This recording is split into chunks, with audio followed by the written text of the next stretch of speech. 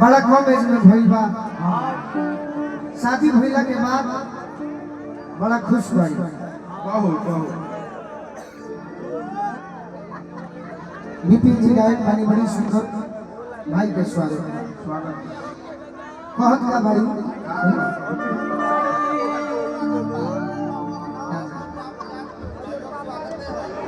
मोहम्मद राम जी चांदपुर से हमरा के सेवा दिले, बड़ी सेवा करे।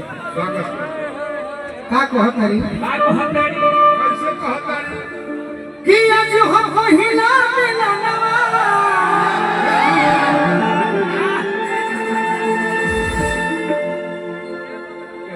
मिलन सजनी के सजनवा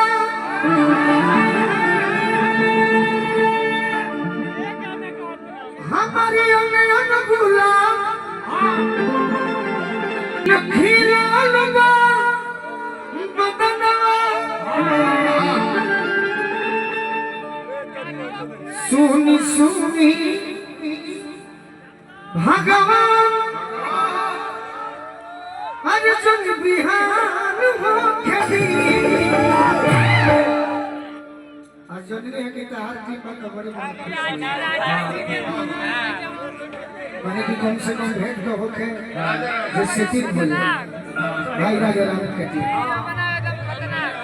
सुनी सुनी भगवान अर्जुन बिहान हो खेती जी ठीक हाँ हाँ ये देखा था ठीक है मैडम प्रणाम।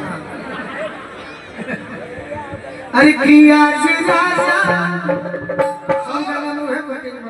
प्रेम से खींच दो।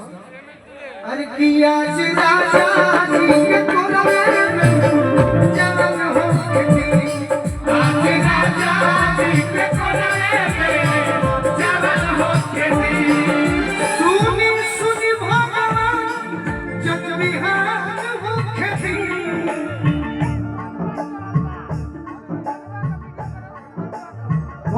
सोनारी के माध्यम से आशीर्वाद देंगे जन बिहान हो खेती आज राजा जी के कोलवे में जवान हो खेती आज राजा जी के कोलवे में जवान हो खेती आज राजा जी के कोलवे में जवान हो खेती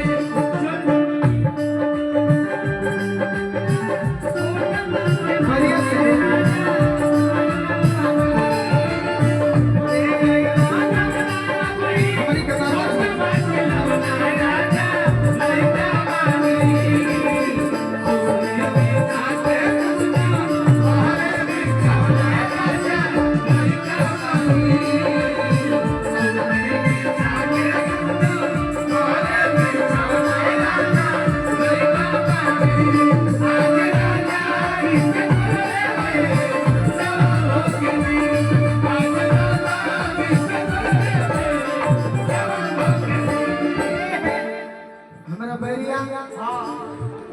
इब्राहिमाबाद से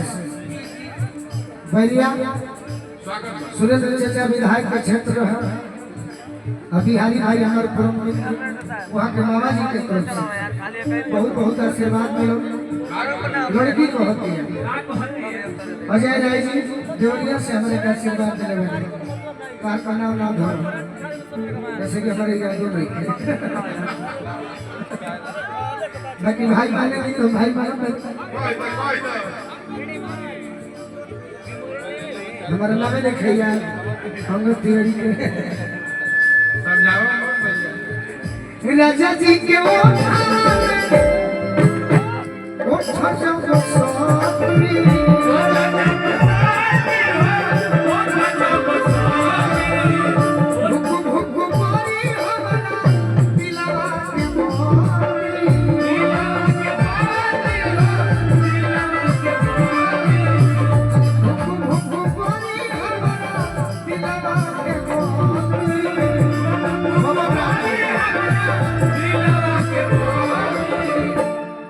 रात भर लभ के दरिया में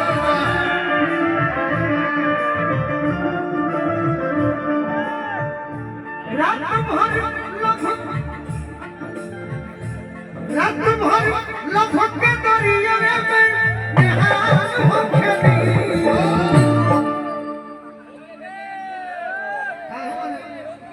अपन डांस में चले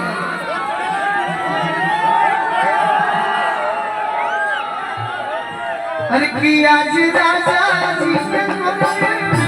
जवान होके दी आज राजा जी के कोरे जवान होके दी आज राजा जी के कोरे जवान होके दी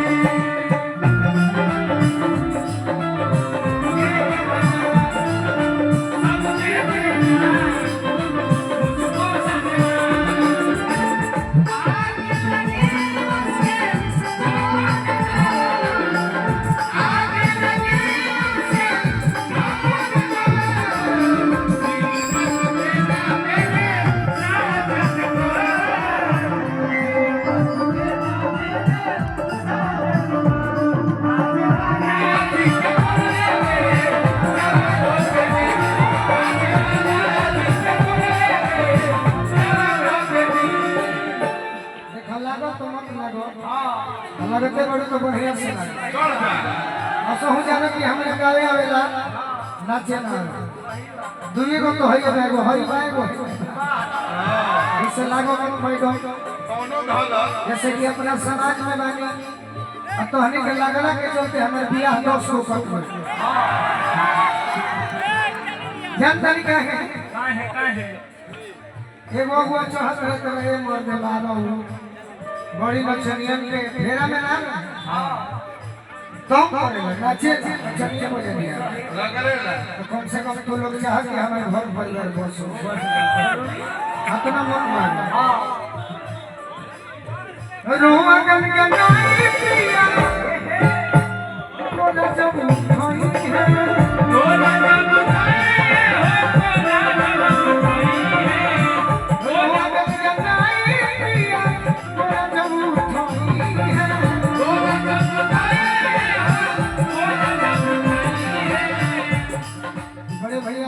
बगल के गांव सिमरा ईडी में अधिकारी वाली हमारे बड़ भैया केहू को गिरकार ना हमारे बड़ भैया हो संगीत प्रेमी हो आई बगल ठीक खिलौने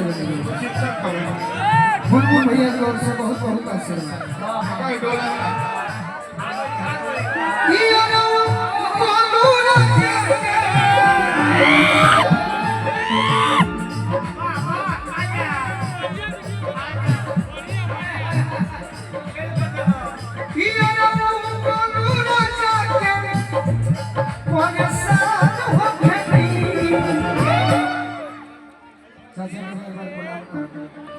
डबल में जो एकदम ऑर्केस्ट्रा हो